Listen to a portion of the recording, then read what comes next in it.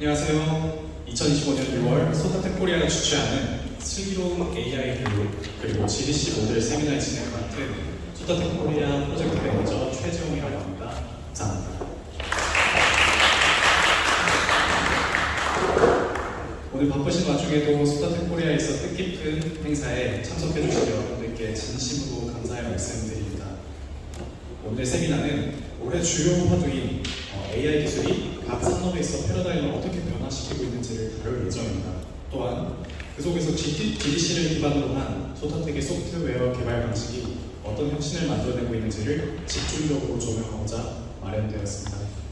참여하신 모든 분들께 유익한 세미나가 되기를 진심으로 기원합니다. 첫 순서는 EBS 디지털학교 교육본부 디지털 인재교육부의 오범석 박사님께서 발표를 맡아주실 예정입니다. 오범석 박사님께서 AI 시대의 교육 방향성과 한국 공교육 내에서 혁신을 선도해온 EBS의 교육 전략에 대해서 공유해 주시겠습니다. 큰 박수로 맞이해 주세요. 오범석 박사님은 현재 한국교육방송공사 EBS의 디지털 인재교육부 수석연구위원으로 재직 중이십니다.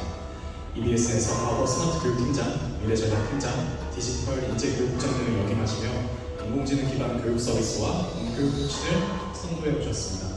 네, 발표 잘 들어보도록 하겠습니다. 반갑습니다. 제가 이쪽 분야에서 한 36년 일했는데 요즘은 어디 가면 모르는 사람이 한 명도 없는 거 없거든요. 오늘 정말로 한 분도 제가 아는 사람이 없어서 아주 신선한 마음으로 발표를 할 수 있을 것 같습니다.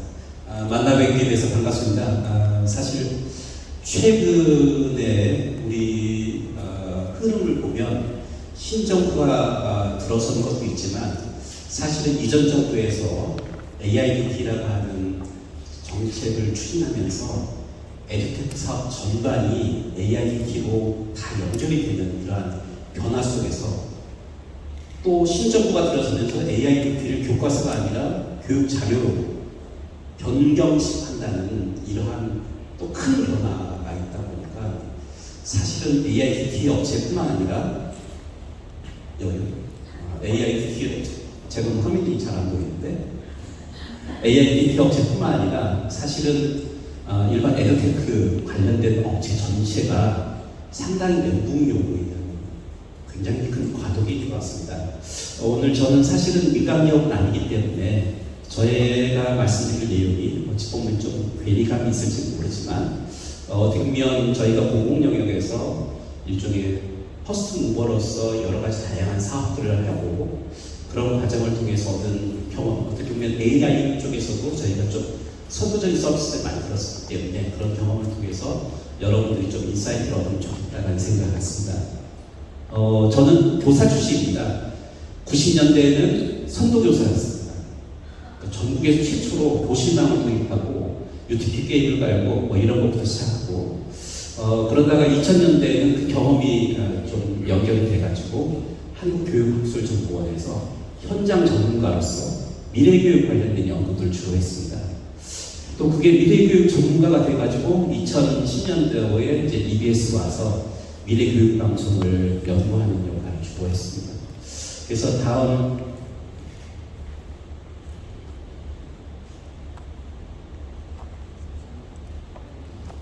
장표를 보면 제가 에듀넷이 중앙교사학센터 에듀넷으로 리빌딩 할 때 자라담당 팀장을 했었고요.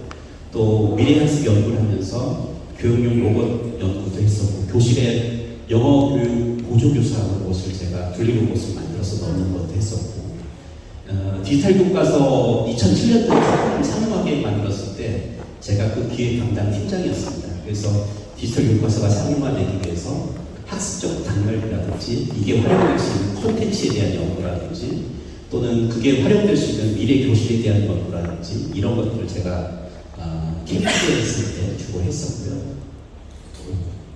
그리고 EBS로 와서는 교육방송에 다양한 리소스들이 많이 있는데 이것을 클릭뱅크화 해가지고 리소스를 다양한 목적에 활용할 수 있도록 하는 EBS 클릭뱅크라는 서비스를 기획했었고 양방향 교육방송 스마트 TV가 되면서 카메라가 모듈이 들어가니까 이걸 활용해가지고 가정에서도 참여 가능한 TV를 통해서 이런 연구도 했었고, 최근에는 이제 소프트웨어 AI 교육 플랫폼 이솝이라고 하는 걸 제가 기획해서 만들었고, 현재 AI 대표적인 공공 서비스 AI 팩토 영어 말하기 서비스를 제가 기획 운영했었습니다.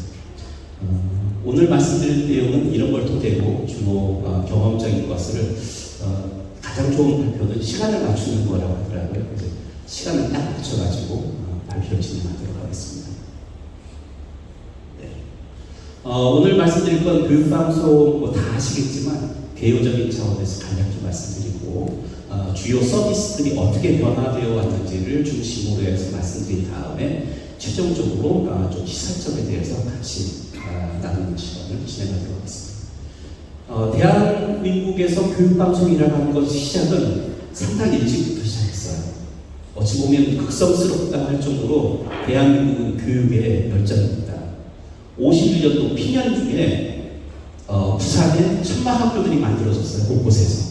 그 천마학교 학생들을 위해 가지고 라디오 교육방송이라고 하는 것을 라디오 학교방송이라고 하는 게 미국으로부터 건전식 라디오를 제공받아가지고 송출을 했었어요. 그러니까 교육방송뿐 없었지만 교육방송 자체의 시작을 거슬러 올라가면 51년도에 1951년도 전쟁 중에 시작을 한 거예요. 엄청난 거죠. 사실은.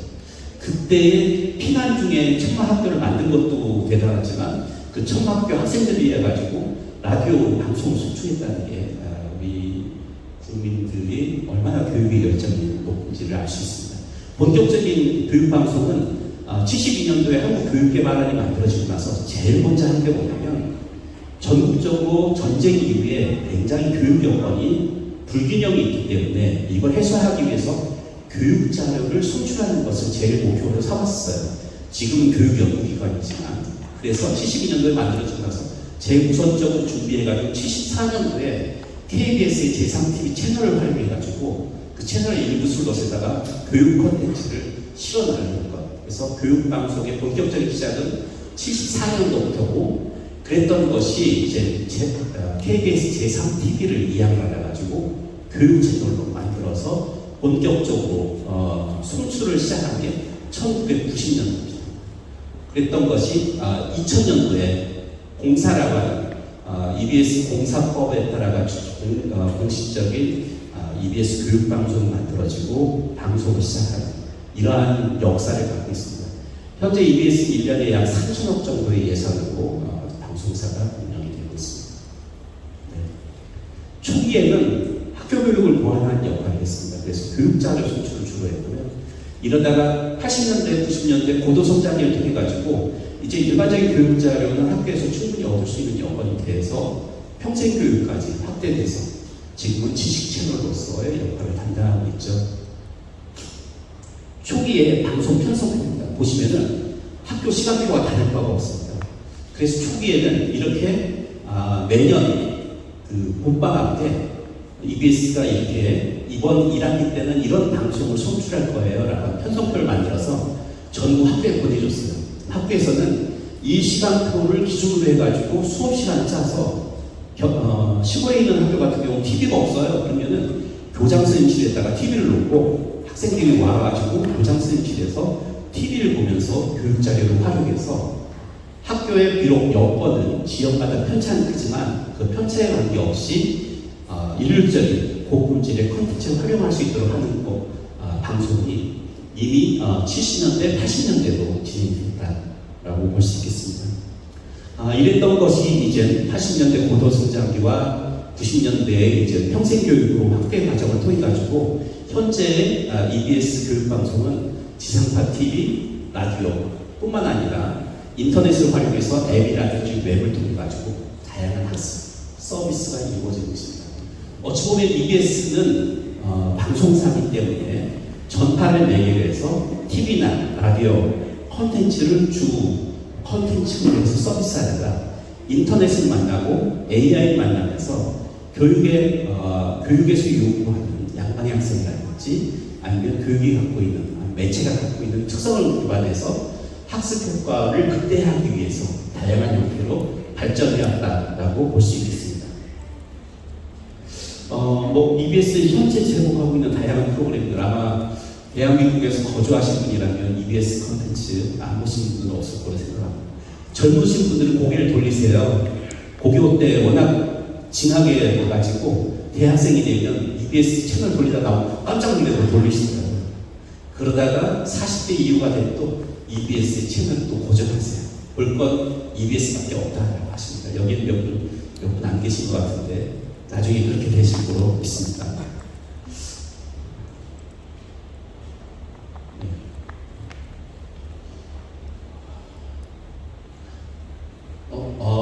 제 장표를 좀 고치셨군요.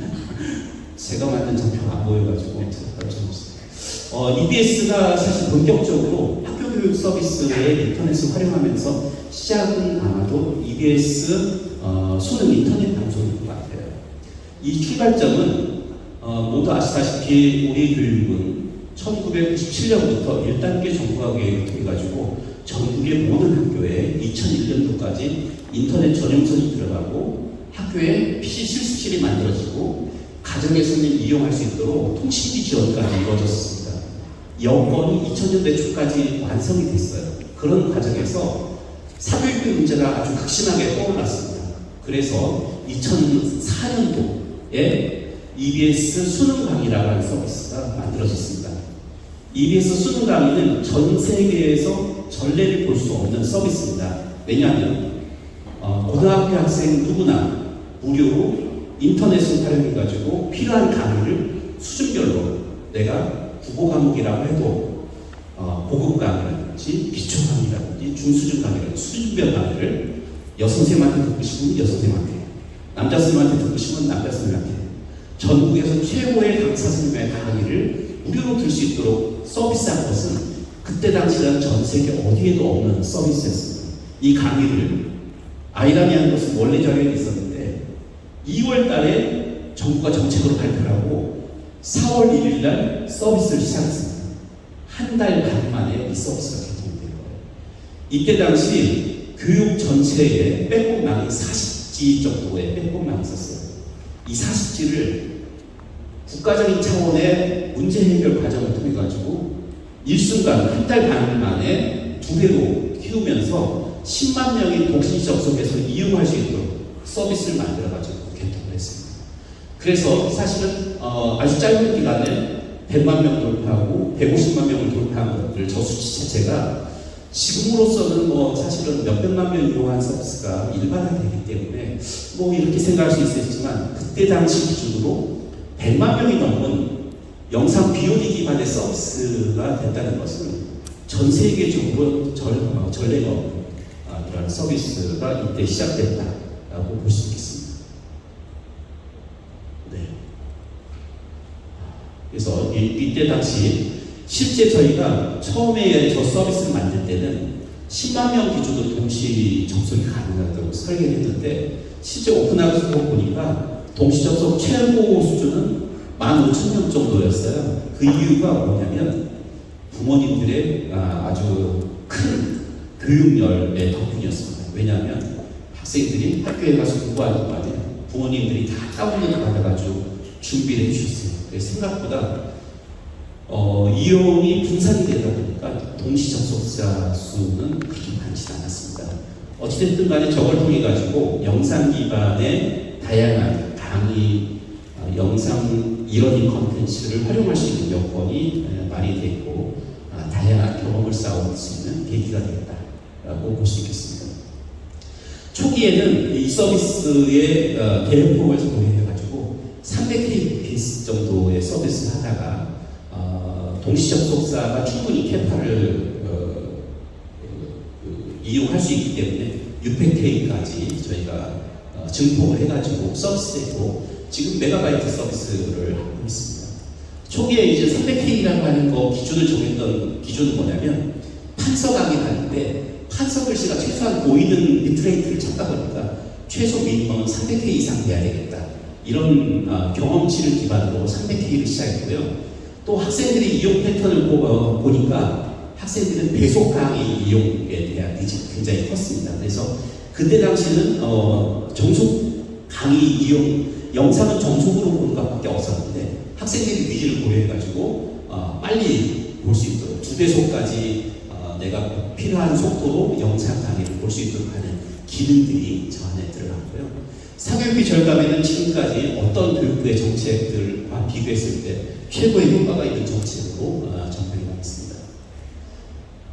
실제 이런 강의나 이 강의 서비스를 제공하는 과정을 통해서 지금은 일반화되었지만 수준별 강의라든지 선호별 강좌 운영이라든지 이것뿐만 아니라 배속 수강이라든지 영상을 보는 과정에서 영상과 관련된 학습 Q&A를 할 수 있도록 한다든지 또는 북마크를 한다든지 이런 기능들이 저때 당시에 이용자의 다양한 니즈를 고려해서 기능 개선이 돼서 서비스에 반영이 됐고 이러한 반영돼서 서비스하는 것들이 지금은 이제 일반화돼서 어떤 영상 서비스들이 대부분의 이러닝 서비스 업체들이 다 채택해서 쓰고 있는 기능이 있지만 그때 당시로서는 굉장히 저희가 서비스하는 과정을 통해서 니즈를 받고 그걸 서비스 플레이어에 반영하기 위한 다양한 노력들이 있었던 결과다라고 볼 수 있습니다. 다음으로는 이 고교방송 수능 강의 서비스가 전과목 서비스였다면 사실은 이 서비스를 하다 보니까 새로운 니즈가 발생했어요. 교과별로 좀 특화된 서비스에 대한 니즈가 있었습니다. 영어 쪽의 경우에는 1990년대 후반에 영어 공교육이 초등학교 3학년부터 시작되는 걸로 강화가 됐어요. 그러다 보니까 이 교육의 스펙트럼이 넓어지니까 다양한 교육 자료에 대한 현장 공부가 있어서 영어 공교육을 지원하기 위한 EBS 잉글리시라고 하는 서비스가 시작이 됐고 또 모두 아시다시피 2000년대에 수포자라든지 수학교육 강화에 대한 니즈가 굉장히 컸습니다. 그래서 EBS 매스를 통해 가지고 쉽고 재미있는 수학교육을 지원하기 위한 서비스가 만들어졌습니다. 또한 2015 교육과정에서 소프트웨어가 의무화되다 보니까 정보국가에서 이걸 지원하기 위한 이솜이라고 하는 소프트웨어 교육 플랫폼까지 교육 정책의 변화에 따라서 교과 특성을 고려해가지고 다양한 교과 특화 서비스들이 출현했다라고 볼 수 있겠습니다. 영어 같은 경우에는 아무래도 학생들이 이 영어 교과 학습을 하는 데 있어서 필요한 리소스들을 제공해서 선생님들이 쉽게 수업을 설계해가지고 운영할 수 있도록 하는 부분이 1번이었고 그 다음에는 교과 학습을 하는 과정에서 가장 좀 디지털에 니즈가 있는 부분을 찾아보니까 리딩이라는 부분이 학생들이 연습이 많이 필요한데 교과 학습 시간으로 부족하다고 해서 이런 펀리딩 같은 일일이 지원용 서비스 또는 뒤에 나오지만 아나기 서비스 이런 것들이 이 안에 추가가 있습니다. 그래서 영어 교육 같은 경우 영어 교육 교과의 특성을 고려해서 또는 정책적인 니즈를 고려해가지고 영어 교육 서비스가 만들어지고 현재까지 계속되고 있다라고 보시면 될 것 같고요. 매스 같은 경우는 마찬가지입니다. 수포자들 문제가 심각하게 나와서 처음 출발점은 뭐냐면 원리, 개념에 대한 이해할 수 있는 부분이 교과서만 가지고는 부족하다는 데서 출발했습니다. 처음에 EBS 매스 만들 때도 그래서 개념이나 원리를 이해하기 위한 영상 콘텐츠, 삼각함수라는 게 왜 만들어졌어?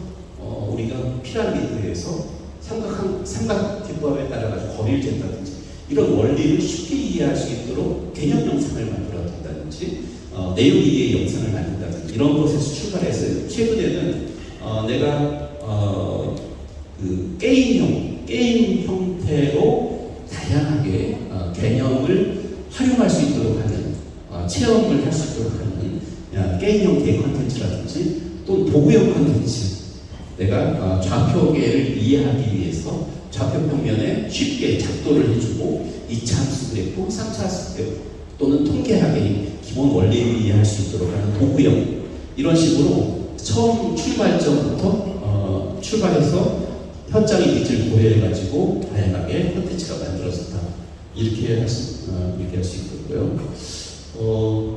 이게 고친 다음에 저한테 좀 보여줬으면 괜찮았는데. 네. 다음으로는 여기 영어라고 되어 있지만 소프트웨어, 이솜이라고 하는 소프트웨어 교육 플랫폼입니다. 이솜 플랫폼의 경우에는 사실은 의무화가 됐지만 소프트웨어 교육을 가르칠 수 있는 현장 고세 문제가 굉장히 심각했습니다. 그래서 교사들이 학생들에게 좀 눈높이에 맞는 수업을 지원하기 위한 도구로 출발했고, 또한 다양한 언어, 교육과정 내에 있는 다양한 언어, 블록 코딩이라든지 텍스트 코딩이라든지 이런 것들을 이 도구를 활용해가지고 실습하거나 수업을 운영할 수 있도록 한다든지, 또는 사실 학생들의 편차가 굉장히 컸어요. 그래서 이걸 쉽게 소프트웨어 개념을 이해하는 이런 용도로 이솝이라고 하는 플랫폼이 만들어져서 현재도 서비스가 되고 있습니다. 지금 제가 말씀드린 서비스는 다 개방돼서 누구든지 이용할 수 있기 때문에 들어가서 보시면 확인이 가능하실 거라고 생각합니다. 그 다음에 AI 기반 교육 서비스입니다. 시대의 변화에 따라서 EBS도 AI를 서비스에 반영하기 위한 다양한 노력을 했는데, 처음 시작한 것은 2017년도에 박정통에서 ICT 기반 공공 서비스 확대 사업, 이름 저렇게 돼 있는데, 그때 당시에 AI를 시범 적용해서 효과를 극대화할 수 있는 공공 영역을 모집을 했어요. 거기에 EBS 고교방송, 수능 강의 서비스에 콘텐츠는 엄청나게 많은데, 반면에 학생들은 공부할 시간이 부족해요. 학생들의 수준에 맞춰가지고 AI를 활용해서 콘텐츠를 활용할 수 있다면 제한된 시간 안에 효과적인 학습이 가능하지 않을까 해서 예산 지원을 받았습니다. 2017년도에 선정이 돼서 2018년도, 2019년도에 지원을 받았고, 최근에 단추 플러스라고 하는 고도화까지 이루어진 서비스가 있었고요. 또 한 가지는 이제 교육부에서 AI가 활성화되니까 교육에서도 AI를 적용할 수 있는 어떤 영역이 좀 효과적일까라고 하는 차원에서 교육부랑 협의하는 과정에서 아무래도 AI에서 가장 빨리 시작하는 부분이 챗봇 영역이고, 특히나 영어 평가에서 영어 말하기를 하는 게 원어민 교수는 제한적이고 선생님들이 말하기라고 하는 발화학습을 항상 옆에서 도와줄 수 없기 때문에 AI를 활용할 때 가장 효과적이라는 차원에서 AI 팩토리라고 하는 서비스를 개발해서 현재까지 서비스를 제공하고 있습니다. 인공지능 단축 서비스는 처음에 프리봇이라고 하는 문학 풀이를 AI 기반으로 KNN으로 군집화를 하고, 이걸 활용해가지고 학생들이 EBS 고교 강의는 수능 강의 서비스는 5개 수준으로 콘텐츠가 만들어져 있는데, 이것을 그때 당시에 EBS 수능 강의 같은 경우는 하루에 약 40만 명이 접속이 돼서 콘텐츠를 하루에 약 100만 건 정도 활용을 했어요. 그래서 이 데이터를 2년치를 묶어가지고 학습을 시켰습니다. 그래서 2년치를 학습을 해가지고 그 결과로 엔진을 만들어서 서비스를 제공해서 처음엔 고교 강의로 출발해서 현재는 초중고 전학년 대상 서비스를 제공하고 있습니다. 이것도 역시 들어가서 보시면 서비스 내용을 확인 가능하시고요. 저희가 현재 만들어져 있는 단축 플러스 강의는 단축 플러스라고 하는 서비스는 이와 같은 이용의 흐름을 고려해가지고 서비스가 개발됐습니다. 그래서 출발점은 뭐냐면, EBS는 예를 들어서 고등학교 영역만 해봅니다. 약 100만 문항 정도의 평가 문항이 있고, 이 평가 문항에 따른 다양한 학습 콘텐츠, 영상, 강의라든지 이런 콘텐츠들이 있는데, 이걸 활용해서 학생이 수준별로 어떻게 자주도 학습을 하고 내 수준 진단을 기반으로 해가지고 효과적인 학습 지원을 할 것인지에 맞춰서 스토리보드를 짜고 거기에 맞게 기능 설계가 이루어진 게 단추라고 하는 서비스다라고 보시면 될 것 같습니다.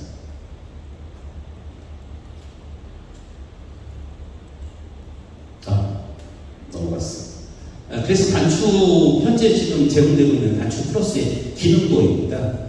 보시면은 단추 플러스 학습 서비스에는 이용자들이 학생도 될 수 있고 선생님도 될 수가 있습니다. 선생님들은 내 클래스에 있는 학생들을 위해 가지고 이 단추 플러스를 사용할 수 있도록 되어 있고, 이 안에 있는 학습 진단과 거기에 따라서 학습 설계도 가능하고, 학습을 위해서 개념이나 심화 자료 이런 것들을 제공할 수 있도록 이 안에 구성들이 되어 있습니다.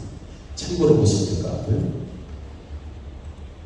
이건 실제 서비스되고 있는 화면입니다. 그래서 내가 단추에 들어와서 콘텐츠 이용하게 되면 나의 수준에 맞춰가지고 학습 데이터가 축적이 되고, 축적된 학습 데이터 기반으로 해가지고 이 많은 콘텐츠들 중에서 이 사람 수준에 맞는 컨텐츠들이 딜리버리 돼가지고 학습할 수 있도록 해서 결과적으로 수험생의 한정된 시간 한도 내에 최대의 학습 효과를 이룰 수 있도록 제공하는 게 단추 서비스입니다. 다음은 AI 틱톡 영어 학습 서비스입니다. 아까 출발점 말씀드렸듯이 영어 말하기라고 하는 것은 학생들이 많은 연습을 통해 가지고 발화 학습의 숙련도를 높일 수가 있는데 사실은 원어민 교사가 없는 데도 많고 원어민 교사를 채용하고 싶어도 채용이 안 되는 도서벽지도 많이 있어요. 또한 수준도 제각각입니다. 그러다 보니까 AI를 기반으로 학생들이 말하기 연습을 할 수 있도록 만들어진 게 이 서비스입니다.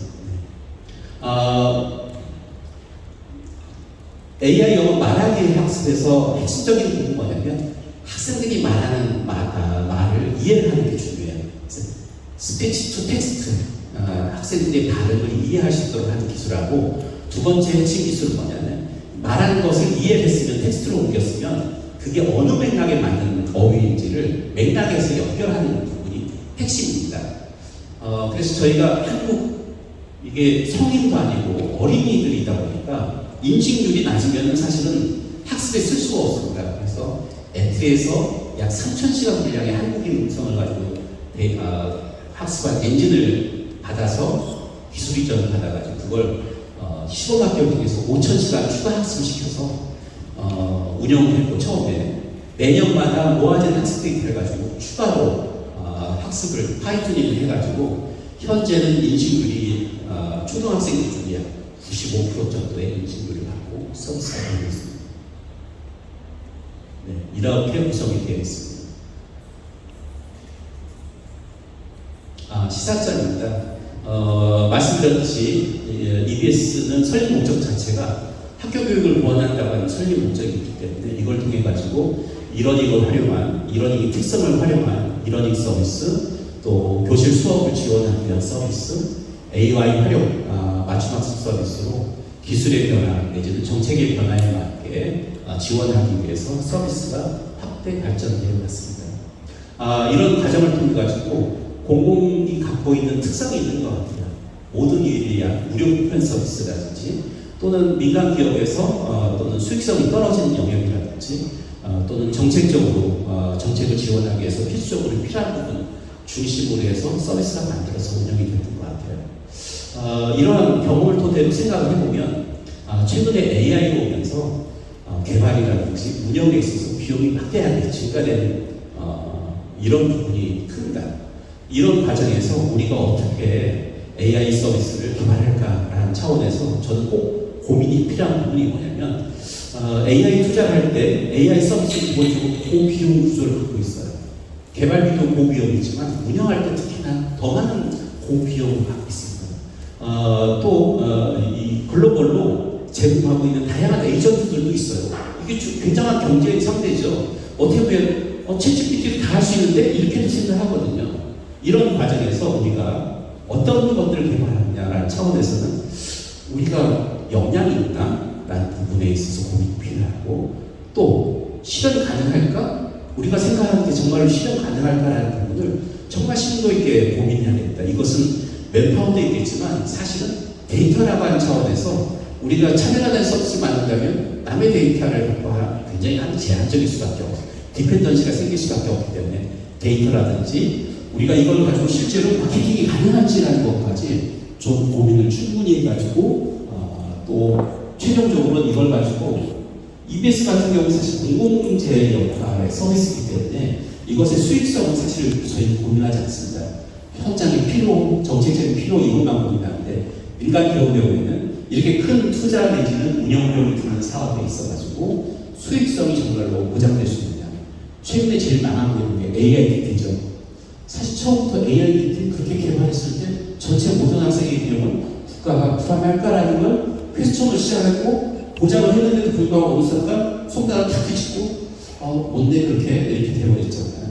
이런 부분을 면밀히 고민할 때 우리가 AI를 우리가 생각하고 있는 서비스 적용을 들어갈 때 좀 심각하게 좀 고민을 하고 추진해야 되는 게 아닐까 그렇게 생각합니다. 네, 이상으로 발표를 마치겠습니다. 감사합니다. 네,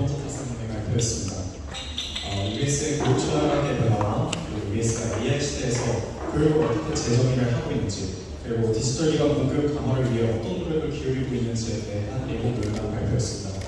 특히 교과 특화 서비스나 AI 기반 서비스 사례를 통해서 EBS가 주도하는 코치는 책상 위에서뿐만이 아니라 교실과 가정, 나아가서 교육산업 전반에까지 영향을 미치고 있음을 알게 되었습니다. 보고서 봤습니다. 감사합니다. 네, 다음은 숭실대학교 AI 연구센터에서 연구하고 계신 김인호 연구원님의 발표 순서가 있겠습니다. 김인호 연구원님은 AI 기반 음성 딥페이크 탐지 및 인증 시스템을 개발 중이며 오디오 및 멀티모달 물리적 탐지 기술을 연구하고 계십니다. 최근 확보가 되고 있는 음성 딥페이크 탐지 기술과 인증 시스템을 현장에 어떻게 적용하고 있는지를 살펴보겠습니다. 큰 박수로 마치도록 하겠습니다. 안녕하세요. 저는 숭실대학교의 AI 보안 연구센터에서 음성 딥페이크 탐지 및 화자 인증 시스템에 대해서 연구하고 있는 연구원 김인호라고 합니다. 반갑습니다.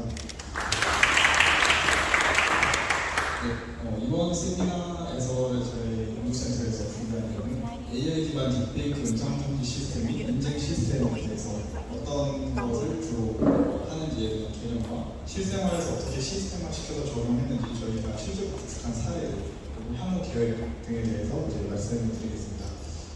그리고 이제 원래대로면 센터장님께서 직접 와서 발표를 해주셔야 되는데 불가피한 출장 요청 때문에 제가 대신 발표를 한다는 내용을 말씀드립니다. 발표 순서는요. 생성형 AI의 이제 발전 그리고 이런 발전을 통해서 어떤 위협들이 있는지 먼저 한번 알아보고요. 그다음에 저희가 이런 위협들에 대응해서 어떤 기술을 발전시키고 있는지 또 실제로 시스템을 어떻게 구축했는지 등의 사례를 저희가 소개를 해드리고 시장에서 어떻게 활용을 할 수 있는지 그리고 향후 계획은 무엇인지 순서대로 설명을 드리도록 하겠습니다.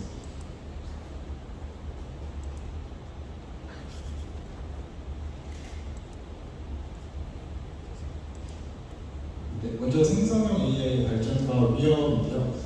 다음 슬라이드 보시면 네, 먼저 영상 하나를 저희가 준비했는데 같이 시청을 해보도록 하겠습니다. 안녕하세요. 조인성입니다. 박순 교수님의 QF 어린이재단 개최에 감사드리며 안녕하세요. 저는 송혜교입니다. 교수님의 QF 어린이 기금회를 진심으로 감사드리며 네, 본 영상은 이제 실제로 이제 한국의 유명 연예인 조인성하고 송혜교 연예인의 딥페이크를 통해서 비디오뿐만 아니라 오디오까지 합성을 해서 투자 사기를 유도하는 그런 사례가 실제로 재작년에 사기의 어떤 영상 뉴스로 보도된 바 있고 이런 투자 사기들 말고도 음성을 통해서 이제 사람을 속이는 딥보이스를 이용해서 보이스피싱을 한다든지 최근에는 또 이슈가 되고 있는 게 줌 미팅 혹은 화상 온라인 미팅에서 이제 딥페이크를 통해 참여를 해가지고 사기를 치는 그런 행위들이 점차 늘어나고 있는데요. 안녕하세요. 조인성입니다. 박순혁 교수님의 QF 어린이재단 네, 여기 보시는 것처럼 생성형 AI가 이제 급속도로 발전을 하고 있는데 최근에는 저희도 연구를 하고 있지만 10초에서 30초 사이 짧은 발 하나 가지고도 굉장히 비슷한 딥페이크 음성을 생성할 수가 있고요. 그리고 이런 플랫폼들을 많이 발전을 하고 있어서 누구나 생성이 가능하다는 또 어떤 발전됐지만 좀 위협이 될 수 있는 내용들이 있고요. 또 오른쪽에 보시면 아시아 딥페이크들도 많이 생겨나고 있고 아시아뿐만 아니라 유럽이나 미국에서도 충분히 많이 발생을 하고 있는 그런 조직들이 있고 또한 이제 주목해볼 만한 사안 중에 하나는 영국에서 이제 실제로 고위 경영진의 모습을 딥페이크로 합성을 해가지고 줌미팅에 참여를 해서 사기 행위를 해서 굉장히 큰 이제 경제적 손실을 발생하는 그런 사례도 있었습니다. 이런 사례들이 점차 늘어나면서 영국이나 미국에서 이미 AI 법안에 대해서 많이 논의를 하고 있고 한국에서도 기본법을 통과시키는 그런 제도적인 움직임이 보이고 있는데 보시는 것처럼 AI가 발전하고 이렇게 딥페이크를 이용한 어떤 사기, 어떤 피해들이 발생하고 제도적인 움직임을 이렇게 흐름이 간다는 것 자체가 이제 딥페이크 탐지 및 화자 인증 시스템의 도입이 필요하다는 걸 시사한다고 저희가 생각을 하고 있습니다. 네, 그래서 이에 대응해서 저희 보안연구센터에서 어떤 기술을 보유하고 있고 실제로 시스템을 어떻게 구축해서 활용을 하고 있는지에 대해서 소개를 해드리겠습니다. 네, 저희 AI SRC라고 하는 AI 보안연구센터는 인공지능 기술을 기반으로 해서 딥페이크의 음성 진입 판별을 하기도 하고요. 또 화자 인증 시스템을 실시간으로 할 수 있는 그런 시스템들을 개발하고 실제로 프로덕트를 만들어서 이제 서비스 제공까지 하고 있는 그런 연구센터입니다.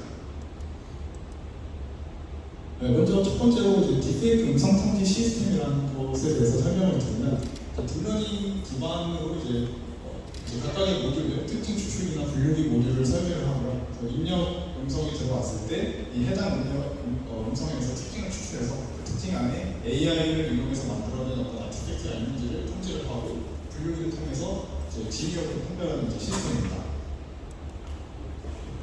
기술적인 내용을 너무 딥하게 들어간다기보다는 간략하게 설명을 드리면 특징 추출기 같은 경우는 저희가 이제 세계에서 가장 우수하다고 성능이 보장된 웨이브2벡터라는 어떤 모듈을 사용을 하고 있고요.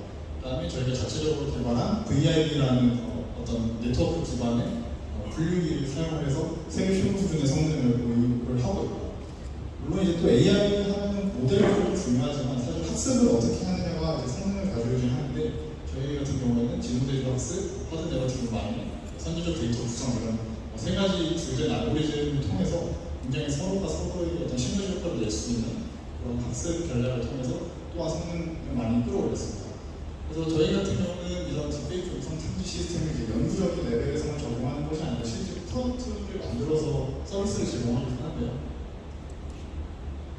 첫 번째 프로덕트는 저희가 웹 기반으로 딥페이크 음성 실시간 탐지 시스템을 제공을 하고 있습니다. 그래서 파일을 업로드하고 빠르게 분석하고 결과까지 바로 나오게 되는 시스템인데요. 동영상 한번 보시겠습니다. 실제로 하나 내지 여러 개의 샘플을 동시에 올릴 수가 있고요. 그러면 자동적으로 이렇게 분석을 하게 되고 분석된 내용을 이제 클릭을 하게 되면은 이쪽에 리얼 혹은 페이크 결과를 보실 수가 있습니다. 네, 파일의 간단한 정보와 이렇게 실제로 재생을 해보실 수가 있습니다.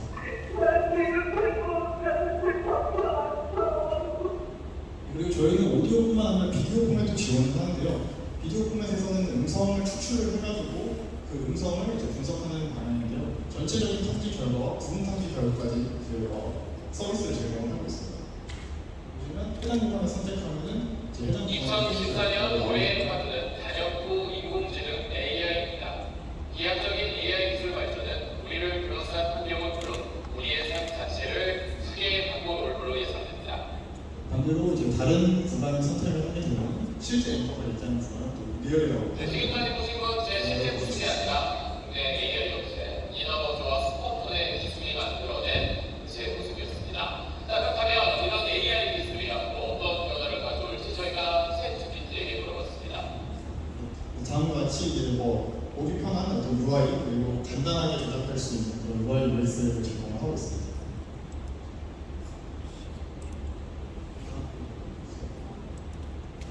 네, 그래서 저희 웹 기반 음성 탐지 시스템의 어떤 장점이라고 하면은 다양한 최근 딥러닝 기술을 많이 활용을 해서 최신 딥페이크 학습 기술에도 굉장히 강건한 탐지 성능을 확보를 하고 있고요. 그다음에 연구단에서는 굉장히 깨끗한 음성들을 많이 학습을 하는데 저희는 실제 활용을 하기 위해서 실환경의 데이터, 저작권이 문제가 되지 않는 또 퍼블리시가 되어 있는 AI허브라는 그런 사이트 등에서 이제 데이터를 수집을 해서 현실 세계에서 높은 탐지율을 보이는 그런 시스템이고요. 또한 이제 데이터셋이 항상 이제 어밸런스라고 하는 문제가 있는 경우가 많은데 저희는 그런 문제를 극복하고자 자체적으로 대규모 데이터셋을 극복을 해서 일반화 성능을 향상시킨 좋은 시스템을 구축을 하고 있습니다. 앞서 말씀드린 세 가지 이제 기술이나 어떤 저희가 만들었던 데이터셋 이런 것들은 ACMCCS나 인터스피치와 같은 최고급 이제 세계적인 탑 컨퍼런스 학회에서 논문을 또 게재하였고 총 관련돼서 15번 이상의 특허를 추원하거나 등록을 통해서 저희 기술력을 인정받고 있습니다.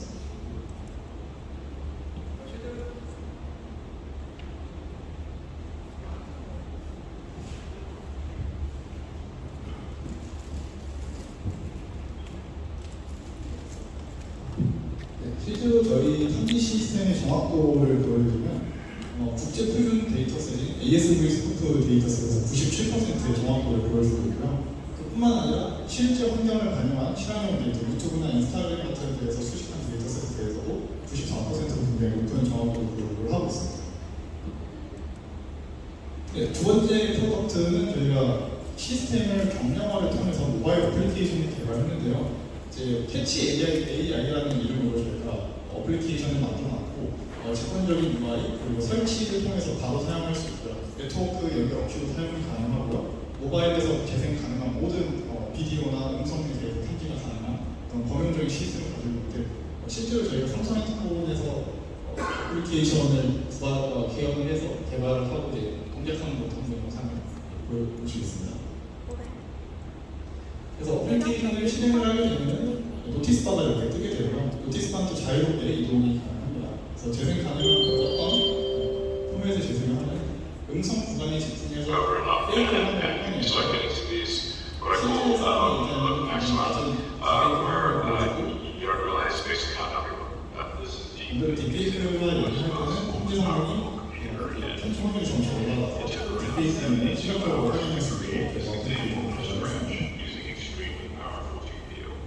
It could improve with more computing time, but 90% people cannot tell the difference.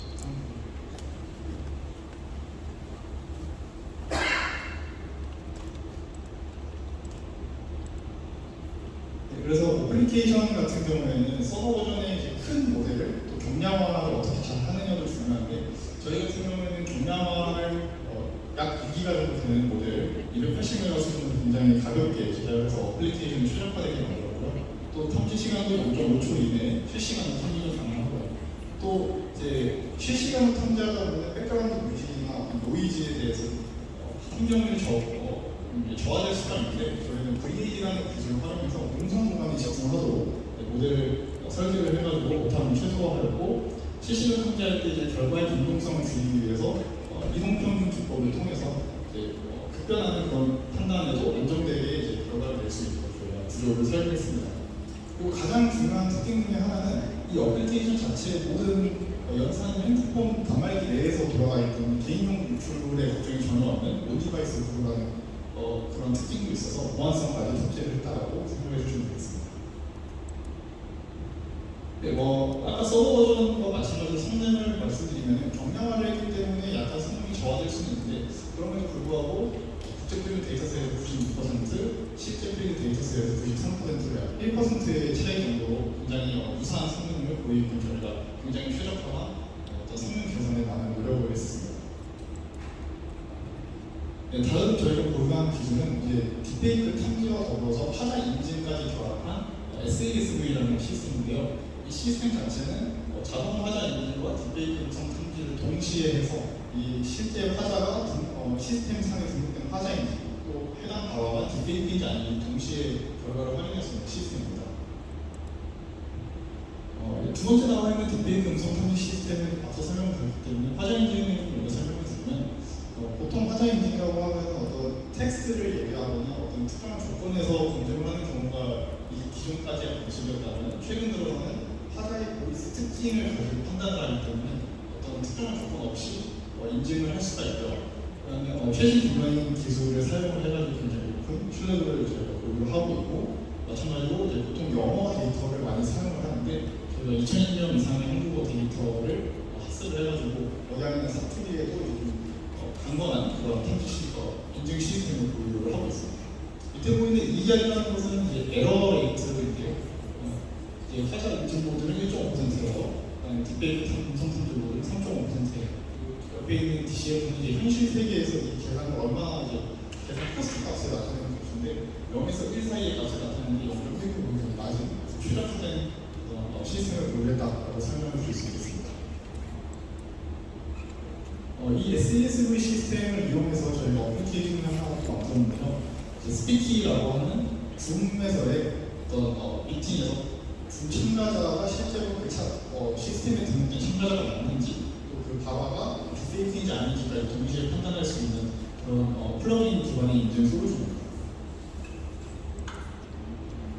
실제로 이제 줌 안에서 호스트가 스피키를 어플리케이션을 실행을 하게 되면 음성 수집 권한을 요청할 수 있고 그다음에 들어온 참가자에게 자연스럽게 발화를 유도해가지고 화자가 인증되었는지 아닌지에 따라서 어프로브나 딥페이크 탐지 등용의 디나이, 그다음에 등록되지 않은 화자인 경우는 이제 not registered라는 결과를 통해서 이제 화자의 심한 인지가 딥페이크 탐지 결과를 동시에 보여줍니다. 이 스피키 어플의 특성은요. 일단은 말씀드렸던 것처럼 한국어를 굉장히 많이 쓰기 때문에 한국어의 특화된 시스템이라고 할 수 있고 최신 기술들을 많이 사용해서 굉장히 성능이 좋은 안성별 시스템이라고 말씀드릴 수 있고요. 마찬가지로 이제 실험적 데이터를 많이 쓰기 때문에 연구단에서가 아니라 이제 실제 프로덕트 상에서도 굉장히 잘 동작하는 그런 스피치 어플리케이션이고요. 그다음에 미팅을 할 때 방해가 되지 않도록 백그라운드에서 음성을 수집해서 내부적으로 이제 분석을 통해서 결과만 보여주는 최신 기능들이 탑재가 되어 있고 마찬가지로 텍스트에 유연하지 않는 화자 문제라는 특징을 가지고 있습니다.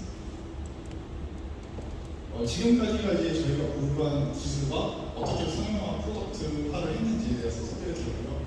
실제로 시스템들이 현실에서 어떻게 활용을 할 수 있는가도 니즈도 있는지에 대한 분석을 한번 저희가 해봤습니다. 먼저 시장 분석인데요. 사이버 위협이 점차 증가를 하고 있고 지금도 계속해서 딥페이크에 대한 피해 사례가 계속 보고되고 있는데 왼쪽에 이제 세계 시장에서의 투자 그리고 국내 시장에서의 어떤 전망, 투자 전망 이런 것들 계속 상향될 볼 수가 있습니다. 이에 따라서 시장에서도 굉장히 딥페이크 탐지에 대한 시스템의 필요성을 느낄 수 있다고 판단을 할 수 있고요.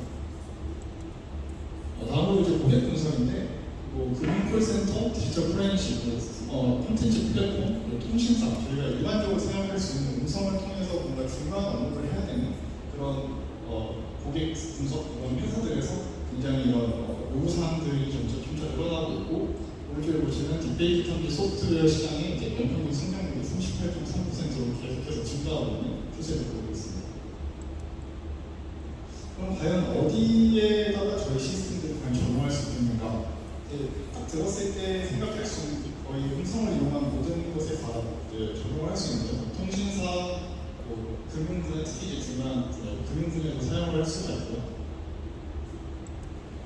콜센터까지도 저희가 이제 일반적으로 딥페이크를 이용해서 범죄를 저지를 수 있는 그런 도메인이라고 생각을 할 수 있는데 여기서 추가적으로 저희가 집중하고 있는 파트 중에 하나가 이제 비즈니스 미팅 보안 솔루션 파트인데요. 최근 들어서 이제 온라인 코로나 시국 이후에 온라인을 많이 사용하고 주류라든지 이런 화상회의를 통해서 많이 이용을 하게 되는데 그런 데에서 과연 인증과 딥페이크 얼굴까지 속여가는 그런 복합적인 딥페이크를 통해서 만약에 사기를 친다면 저희가 쉽게 잡아낼 수 없기 때문에 그런 부분에 있어서 저희 시스템을 굉장히 잘 활용할 수 있다고 생각을 하고 있습니다. 실제로 저희 시스템은 작년에 총선 때도 딥페이크 탐지용 서비스를 제공한 바가 있고요. EBS, KBS, SBS, MBC 등등 다양한 주요 방송사와의 인터뷰를 통해서 기술력과 전문성을 검증을 한 바가 있습니다. 근데 이제 다음은 저희 시스템을 어떻게 보도할지에 대한 향후 계획인데요. 먼저 저희가 보유한 기술 자체를 보도하는 딥페이크 음성 탐지 시스템이나 SAS 시스템을 이제 다양한 환경에서 더 건강하게 탐지할 수 있도록 성능을 끌어올리는 보도화를 생각할 수가 있고요. 저희가 현재 또 추진하고 있는 것은 음성하고 영상을 통합 탐지하는 멀티모달 시스템도 저희가 개발을 하기 위해서 연구를 진행 중에 있고요. 또 웹이나 모바일 기반으로 보셨을 때 어떤 탐지 결과를 어떻게 하면 얘를 신뢰할 수 있는가에 대한 신뢰도 지표까지 제공하는 것을 목표로 하고 있고요. 또 스피키 같은 경우에는 줌이라는 어플리케이션뿐만 아니라 다양한 화상회의 플랫폼 혹은 다양한 이제 실시간으로 되면 온라인 대면으로 보는 그런 시스템들에다가 확장 적용할 수 있도록 저희가 향후 연구 계획을 짜고 있습니다. 네, 그래서 저희 발표는 여기까지고요. 혹시 질문 있으시면 해주시면 감사하겠습니다. 발표해 주신 정선의 원장님 감사합니다. 생명형 AI 기술 또한 외면적으로 용이한 작은 시대에 그것을 뛰어넘는 보안 솔루션의 필요성은 점차 커지는 것 같습니다. 자체 프로덕트를 통해서 실시간 탐지를 이룰 수 있어요. 그리고 줌과 같은 화상회의 플랫폼에서의 응용까지 다양성을 제시해 주셨습니다. 사람의 음성을 기반으로 한 보안이나 인증이 도입될 수 있는 모든 곳에서의 큰 가능성을 보여주신 것 같습니다. 소중한 발표 감사합니다.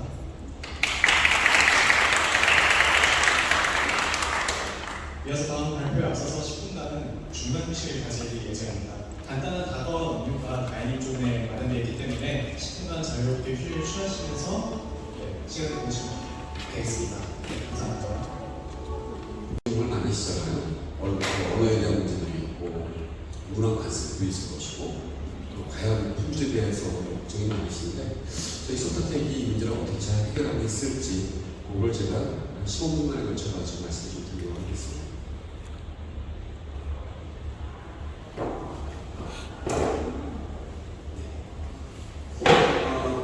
저희 그 소타텍은 10년 전에 10주년 행사이긴 한데 10년 전에 베트남 하노이에서 6명의 젊은 개발 창업자가 만든 아주 젊고 아주 유능한 기술 회사입니다. 이름에도 나와 있지만 소타텍, 스테이트 오브 아트라는 영어를 써가지고 테크놀로지를 가지고 자 그래서 소타텍인데 그 C가 빠져있는 텍입니다. 아주 독특하게 우리가 체감을 하자는 얘기겠죠. 한국은 3년 전에 한국에 진출해서 법인을 냈고 지금 현재 저희가 31명의 직원을 좀 보유하고 있습니다.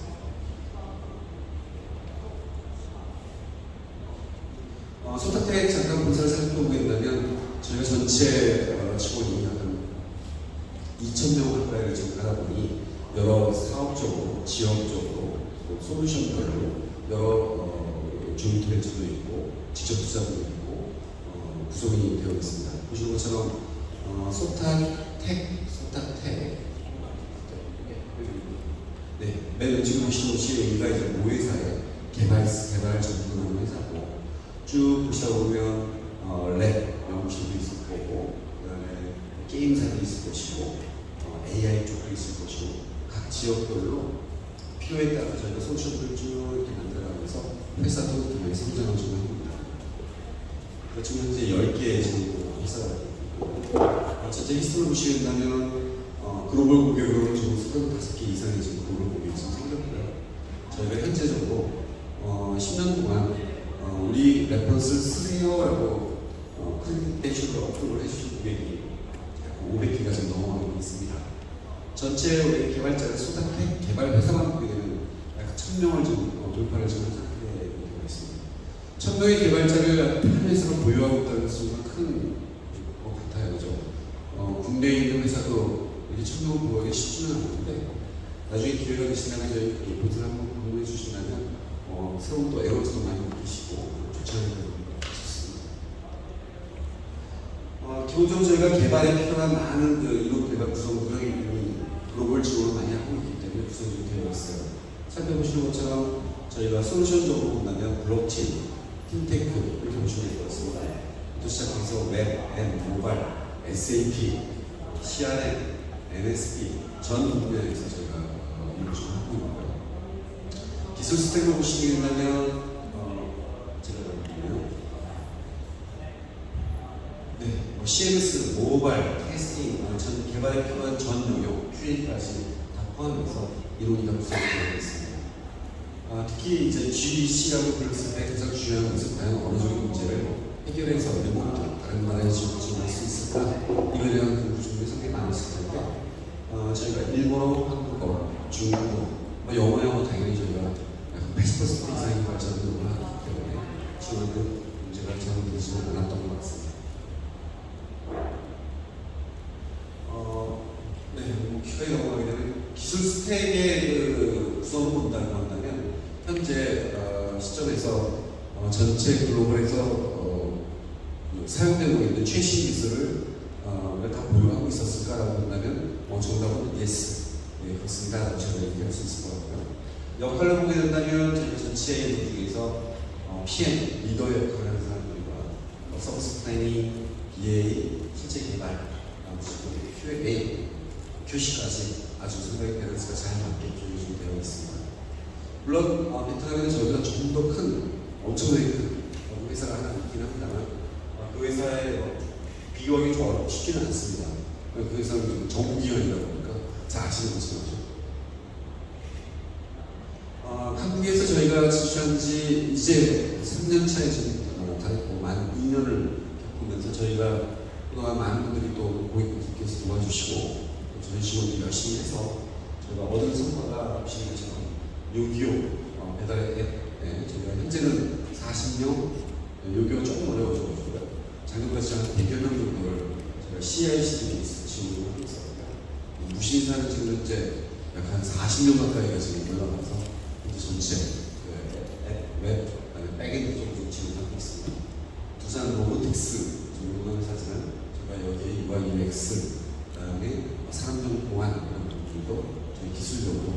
지원을 해오고 있습니다. 핀테크 관련된 부분들은 물론 저희가 블록체인 기반의 크립토를 지원하는 개발자가 약 한 300명 가까이 있다 보니까 이쪽 부분도 한국은 좀 슬로우하지만 이 동남아시아나 이런 같은 경우는 상당히 것들이 수용하고 성공사를 많이 지금 확보해주고 있답니다. SAT 쪽 같은 경우는 롯데도 보셨지만 롯데에서 저희가 데모, 그다음에 POC 이런 성공을 잘 수행을 했고 그 다음 부서 지금 대기하고 있는 상태고요. 저희가 한국과 베트남을 타임 시프트를 하면서 24/7의 미국 고객을 지원하고 현재 운영을 지금 하고 있습니다. 클라우드 베이스에서 지금 전 세계에 있는 아시아 고객, 미국 고객을 지원하는 고객도 지금 있고 판다 오늘 주제 중에 하나인 교육 쪽의 고객도 저희가 베트남 쪽에서 좋은 레퍼런스가 좀 됩니다.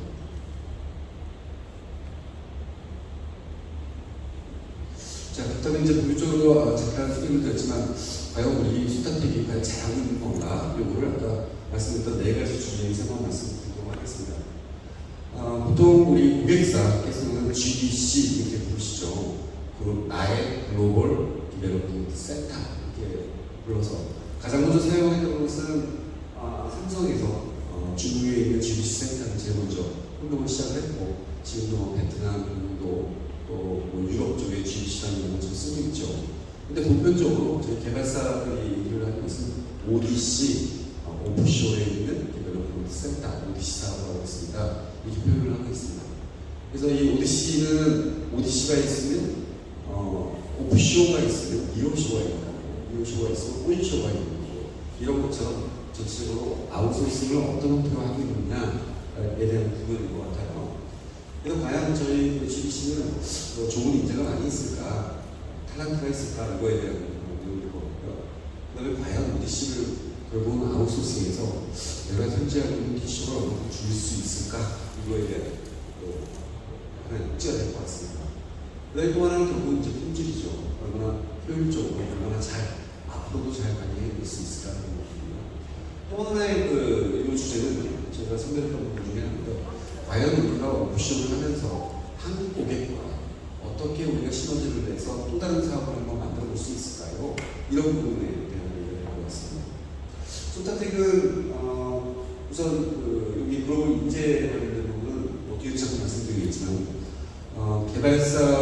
개발자의 구성을 본다면 베트남에서 아주 유수한 대학계 아주 최고의 학교에 계신 분들이 저희 중에 상당히 많은 팀장과 리더로 와 계십니다. 저희가 베트남에서 가고 싶은 대학 3위의 회사 3위 정도에 지금 들어있다고 3위 내외로 제가 소개를 받았습니다. 그래서 저희는 자신 있게 어떤 개발사보다도 저희 개발팀들은 훌륭하다 이렇게 제가 생각을 좀 하고 있고요. 비용적인 부분들은 한국들 쪽에서는 당연히 TC가 제일 중요한 그런 얘기가 되겠죠. 지금 저희 말고도 이제 다른 아웃소싱 회사들이 지금 많이 와 있기 때문에 그 회사보다 우리는 잘하고 있다, 구멍도 리더다 이렇게 해서 생각을 하고 있습니다. 보통 이 비용은 그러면 한국 개발사 대비 한 어느 정도가 될까요? 이제 이렇게 얘기를 하고 있는데 대략 한 30%에서 한 40%에서 45% 선에 달하고 있는 것 같습니다. 저희 프로세스 이런 부분인데 조금 잡혀가 있긴 하지만 저희 이 부분은 한국과 베트남과 어떻게 가장 잘 일할 수 있을까에 대한 얘기인데요. 저희가 글로벌 아웃소싱을 쓰다 보니 글로벌에서 준수를 해야 될 ISMS부터 시작해서 ISO 많은 보안 룰들이 있습니다. 그 룰들을 저희가 당연히 지키지 않으면 사업이 안 되기 때문에 아주 철저히 준수하고 있고 저희 개발자들이 제일 힘들어하는 부분이 이 부분 중에 하나죠. 도큐멘테이션 많고요. 이 부분은 이제 서가 우리 고객사하고 소타텍은 하나의 프로젝트로 끝나는 단기 파트너가 아니라 앞으로 어떻게 하면 사업을 좀 더 영위하고 또 저희는 개발자에 대한 코어 밸류를 가지고 향후 사업 어떻게 지원할 수 있을까를 또 연구를 많이 했고 이따가 제 뒤에 설명해 주실 YNM의 차이도 와 계시는데 설명도 그 내용에 포함되어 있으니까 보시면 됩니다. 서두에 잠깐 말씀드렸지만 저희 개발로는 글로벌에 사용되고 있는 모든 개발을 그대로 다 쓰고 있습니다. 어떤 어자일, 데브옵스 여러 가지 방법도 쓰고 있고요. 우스갯소리지만 최근에 한국 고객들은 빨리빨리 방법들을 많이 또 추구하고 계신 누구 계신데 또 저희 몸에도 마찬가지로 있습니다. 그래서 전체적으로 본다면 이런 방법론들은 저희 많은 개발자들이 이미 업무 프로세스에 잘 체화가 되어 있고 거기에 잘 준수를 하고 있습니다. 다만 현실이 이제 거기에 부합하지 못하기 때문에 시작을 하는 분들은 대체로 워터볼로 시작했다가 마무리를 거의 어자일로 끝나는 그런 형태가 되기는 합니다.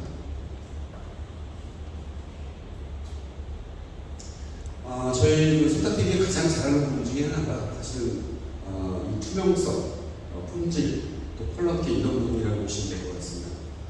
글로벌 쪽에서의 그 성공상을 가지고 몽긴 베트남에서의 아주 멋진 글로벌 회사가 탄생되기를 희망을 하고 있고 또 아시아 내에서도 아주 훌륭한 글로벌 회사로 활약하기를 희망을 좀 하고 있습니다.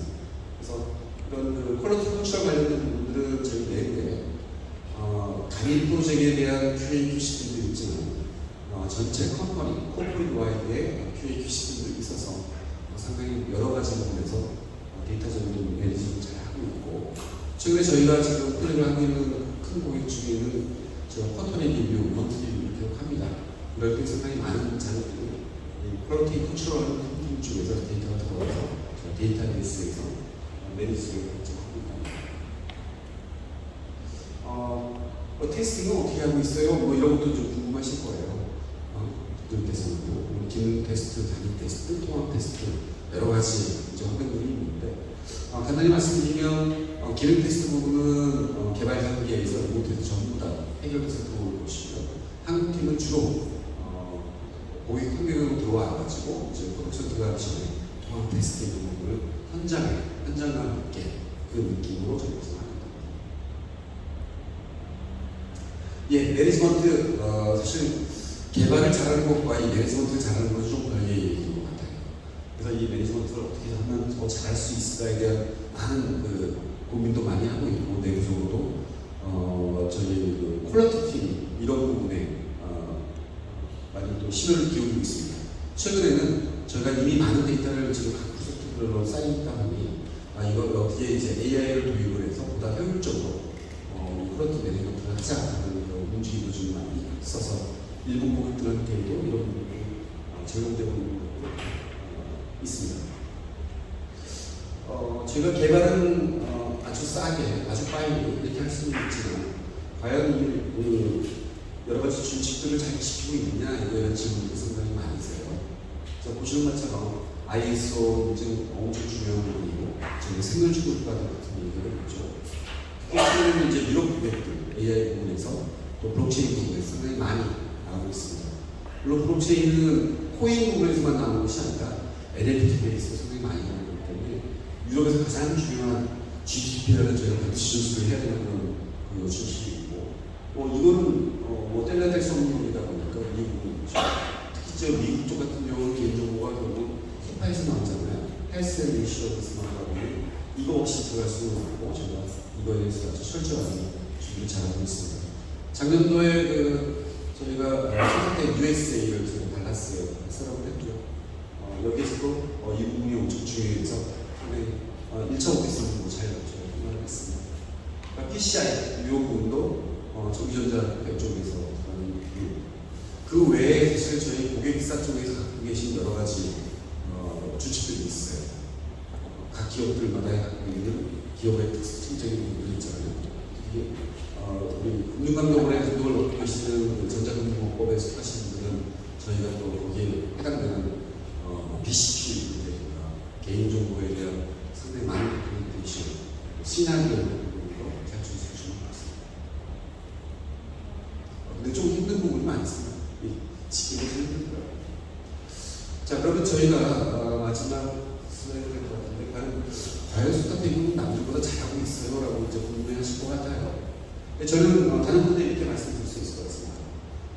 다른 쪽도 열심히 하고 다른 나라에 있는 오디시도 열심히 하고 국내에 있는 쪽에 참 열심히 하고 있습니다.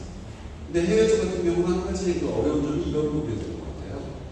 고객께서 이렇게 요구사항을 전달하면 오디시 해외에 있는 개발 파트너사가 작업을 합니다. 당연히 고객은 말씀드렸지만 의사소통에 대한 문제, 이해도의 문제, 아니 품질에 대한 문제, 책임의 문제, 많은 것들이 사실 따라오게 됩니다. 근데 과연 스타텍은 어떻게 잘할까? 한다면 저희는 이런 부분이 저희한테는 아주 큰 장점이지 않을까 저는 생각하고 있습니다. 고객께서 힘들어하셨던 PM, 내가 누구랑 얘기를 할까요? 이런 얘기들. 그 다음에 우리가 좀 부족한 부분을 어떻게 하면 채워줄 수 있어요? 스타텍 경험을 가지고 트레이닝 관련된 부분들. 그 다음에 로봇에서 오는 것이 디자인이 조금 걱정이 됩니다.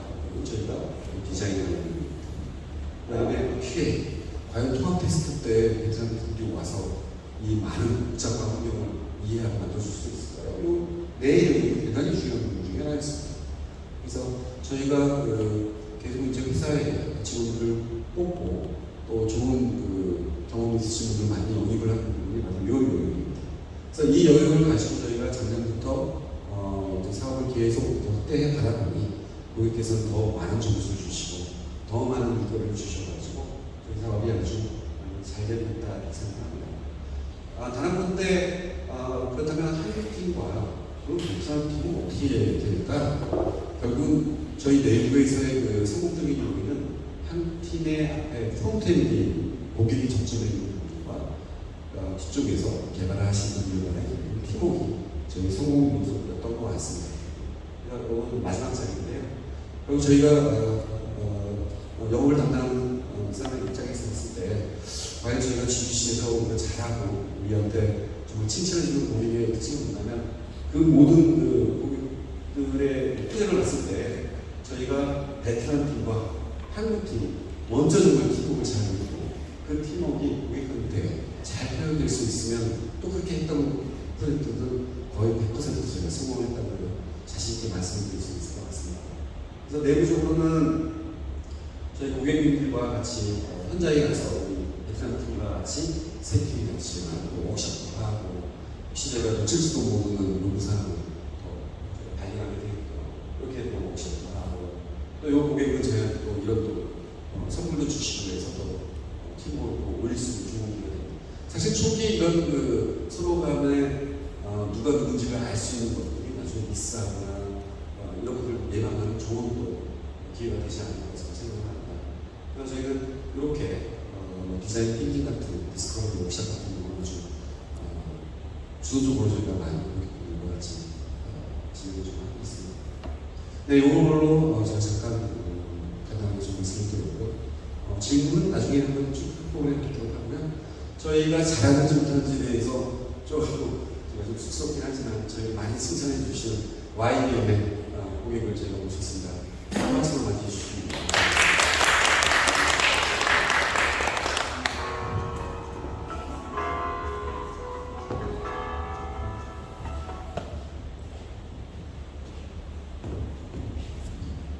네, 안녕하십니까. 저는 YBM 한국토익위원회에서 근무하고 있는 이준희 차장이라고 합니다. 지금 소타텍이 잘하고 있는지 못하고 있는지를 저희가 이제 발표 내용에 다 담았는데요. 저희가 그냥 요약해서 지금 시간이 너무 늘어지기 때문에 요약해서 한번 말씀드리겠습니다. 굉장히 잘하고 계십니다.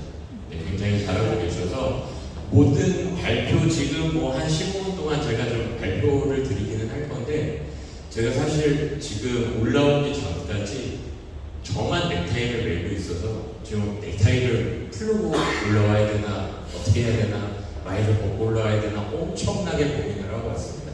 사실은 세미나라고 해가지고 저희는 학회를 조금 많이 생각을 하고 정확한 단장이 있고 저 들어오자마자 왜 단장이 없어요?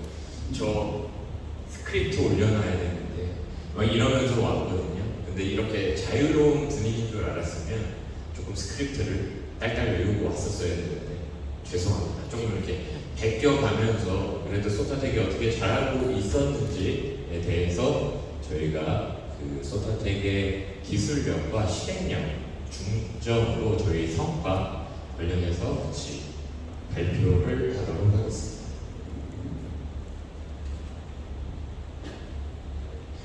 간단하게 저희 YBM에 대해서 말씀을 드리자면 저희는 61년 저희 아까 전에 EBS보다 10년 정도 조금 느리죠. 네, 10년 정도 조금 느립니다.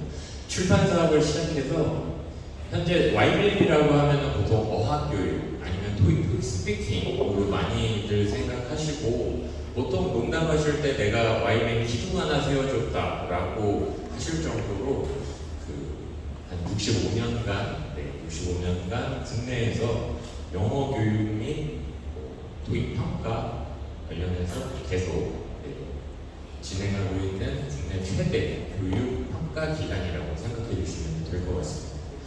근데 저희가 이제 어학 교육뿐만 아니라 저희가 이제 AI 교과서 그리고 온라인 콘텐츠 그리고 저희 어플이나 이런 것들을 에듀테크 기업으로 확장하는 가운데 저희가 소타텍하고 협업을 하게 됐습니다.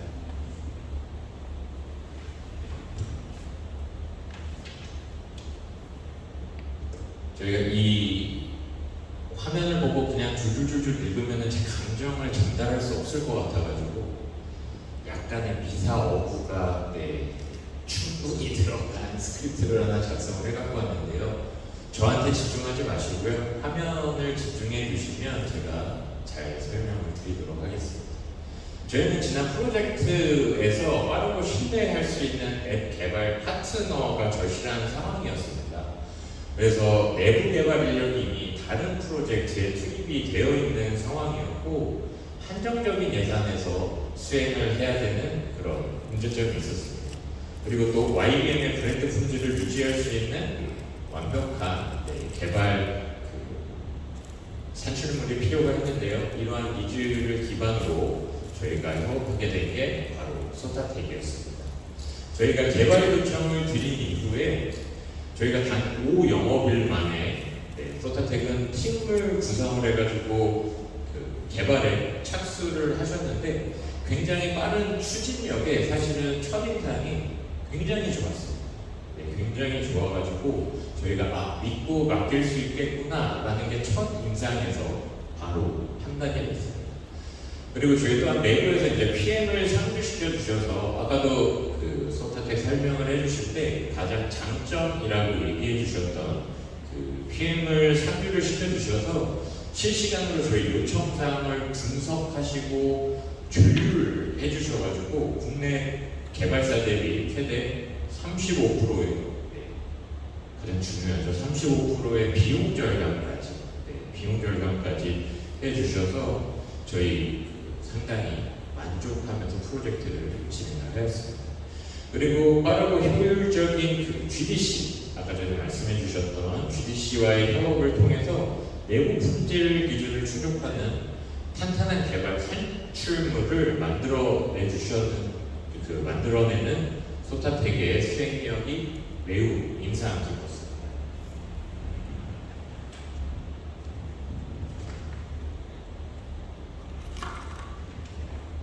저희 진행 중인 프로젝트를 말씀을 드리자면요. 첫 번째로 포케블리 앱 개발 및 운영에 대한 프로젝트를 진행을 하고 있습니다. LMS와의 연계, 그리고 iOS, 안드로이드 개발, 그리고 UI, UX 구현, 유지 보수를 진행을 하고 있고요. 그리고 두 번째로 B2B 법인 사이트 운영 개발을 하고 있습니다. 그래서 법인 사이트 유지 보수 운영, 신규 개발 지원, SR인데 저희 B2B 영업 사이트라고 하면 보통 법인 고객을 관리하는 사이트거든요. 저희 한국토익위원회 혹은 YBM에서 가장 중요한 사이트라고 할 수 있습니다. 그래서 유지보수 및 신규 개발, SR 응대 같은 아주 중요한 역할을 하고 계주셔서 저희가 또 사업부의 피드백을 조금 받아왔습니다. 그래서 가장 중요한 보고와 정리를 잘할 수 있도록 시스템 체계에 대한 문서화가 굉장히 잘 되어 있다. 그리고 문의사항에 대한 응대가 빠르다. 그리고 UI, UX가 한국팀이 만든 거에 비해서 그렇게 크게 생색이 없다. 그리고 최초로 리모트 개발, GDC 리모트 개발 운영이라는 소통 문제로 부담이 조금 컸는데 제가 다시 한번 물어봤더니 큰 문제가 되지 않았다고 그렇게 얘기를 실제 사업부 피드백을 받아본 적이 있습니다. 사실 그래서 이런 신뢰를 바탕으로 YBM이 개발 운영 중인 코딩 능력 시험인 코스 프로라는 시험이 있습니다. 이런 코스 프로에 저희가 조금 밀고 있는 코딩 시험인데요. 자격증 시스템 및 AWS 운영 관리, SR 응대와 향후 개선점 등을 지금 현재 계속 논의하고 있습니다. 계속 논의 중인데 아마 뭐 계속 잘해 주실 거로 믿고 있습니다. 그래서 체계적인 안정적인 운영 방식을 바탕으로 코딩 능력 검정 시험은 저희한테는 조금 중요한 아이템이거든요. 그래서 코스프로의 베트남 라이센스를 소타텍과 단독으로 계약을 체결을 했습니다. 그리고 소타텍은 베트남 현지에서 코스프로를 코딩 스탠다드 시험으로 도입하여 대한민국 기업과 협력하여 베트남 IT 교육을 빠르게 개척하고 있다고 합니다. 그래서 참석해주신 게스트분들도 참고하실 수 있도록 코스프로가 어떤 시험이야? 라고 제가 간단하게 설명을 드리자면 코스프로는 YBM에서 개발, 운영하고 있는 코딩 검증 평가 시험입니다. 그래서 총 3급으로 나눠져 있고요. 기초부터 실무까지 평가할 수 있는 코딩 시험이라고 알아주시면 될 것 같습니다. 어떻게 보면은 여기서부터는 저희 홍보 같은데 더 홍보를 하자면요. 저희 코스 프로는 코딩 스페셜리스트 프로페션이라고 해서 파이썬, C#, C#, 자바 등을 평가할 수 있는 시험이고요. 저희 클라우드 방식으로 진행이 되고 있습니다. 그래서 클라우드 방식으로 진행이 되고 있어서 시험이 종료가 되면 바로 성적 결과가 뿅 하고 나오는 그런 코딩 테스트입니다. 그리고 문제 개발은 현재 교수님들하고 협업을 하고 있어서 계속적인 문제 개발을 진행하고 있습니다.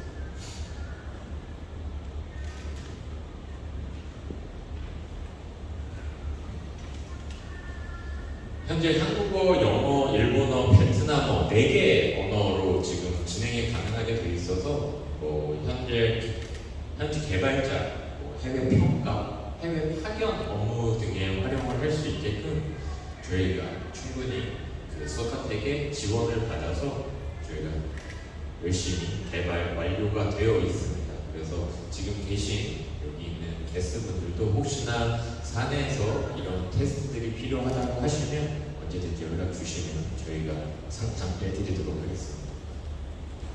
너무 홍보죠?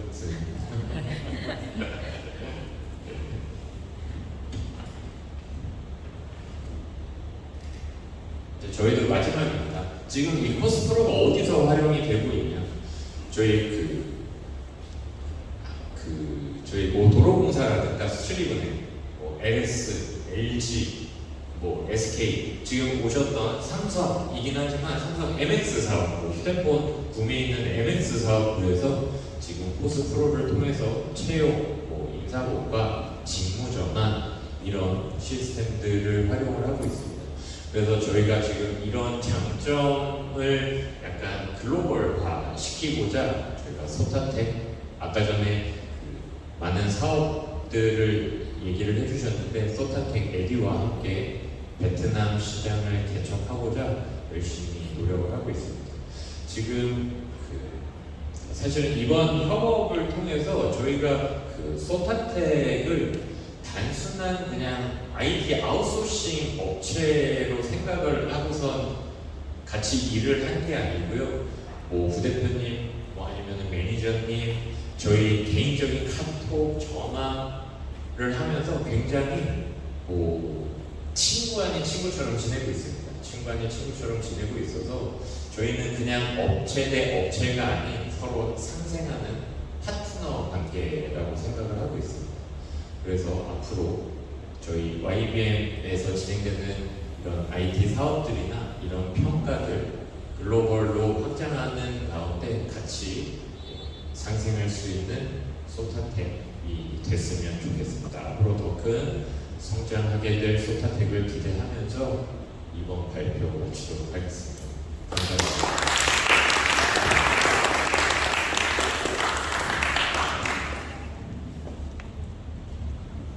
네, 전태식 부대표님께서 소타텍이 GDC 모델을 기반으로 효율적인 소프트웨어 개발 구조가 어떻게 실현되고 있는지에 대한 발표를 해주셨습니다. 그리고 이어 소타텍의 교육 서비스 파트너사인 YBM이 글로벌이라는 흐름과 교육이라는 YBM의 전공 분야를 어떻게 융합하고자 하는지 방향성을 제시해 주셨습니다. 특히 코스프로 코딩 언어 시스템 개발과 운영 사례를 통해 실제 교육 평가 시스템이 어떻게 디지털화되고 있는지를 생생하게 보여주셨고 국내외 기업, 기관에 실제 적용되는 확장 가능성까지 함께 짚어주셨습니다. 네, 다음 세션에서는 소타텍 코리아의 프로젝트 매니저 김규현 매니저께서 소타텍의 자체 AI 기반 솔루션을 중심으로 발표해 주실 예정입니다. 급변하는 디지털 환경 속에서 소타텍은 AI 솔루션을 어떤 산업 현장에 어떻게 적용하고 있는지에 대한 다양한 사례와 함께 발표를 해주실 예정입니다. 김규현 매니저님을 큰 박수로 모시겠습니다.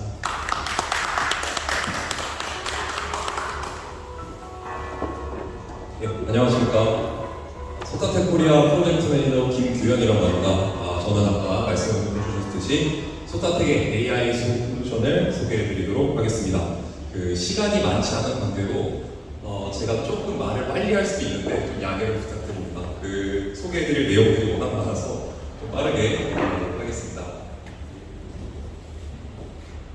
네, 저희 소타텍 AI 스택 내용 설명해드리고 그 다음에 저희가 어떤 솔루션을 가지고 있는지 그리고 저희가 AI 개발 서비스를 어떻게 진행하는지 마지막으로 주요 사례에 대해서 설명하고 마치도록 하겠습니다. 저희 소타텍 AI 스택입니다. 워낙 다양한 분야에서 저희가 좀 스택을 가지고 있는데 주요 영역들을 보시면 자연 기반 처리, 강화 학습, LLMOS 그리고 이제 기업에서 사용할 수 있도록 노코드 기반으로 시스템 통합을 저희가 스택을 가지고 있고요. 적용될 수 있는 분야는 굉장히 다양하게 있습니다. 산업용에서도 쓸 수 있고 HR 그리고 커스터머 서비스, 마케팅, 세일즈 그리고 파이낸스 등에서 사용될 수 있습니다. 우측 상단에 보시면 아까 전태식 부대표님이 강조하셨던 보안 관련해서도 저희가 국제 보안 표준을 준수해서 스택을 가지고 있습니다. 저희 소타텍 AI 솔루션에 대해서 말씀드리겠습니다. 개별적으로 각 솔루션에 대해서 소개하기에 앞서서 전체적인 저희 AI 프로덕트 생태계에 대해서 설명을 드리겠습니다. 크게 세 가지로 나누는데요. 스타트, 런, 스케일로 나눴습니다.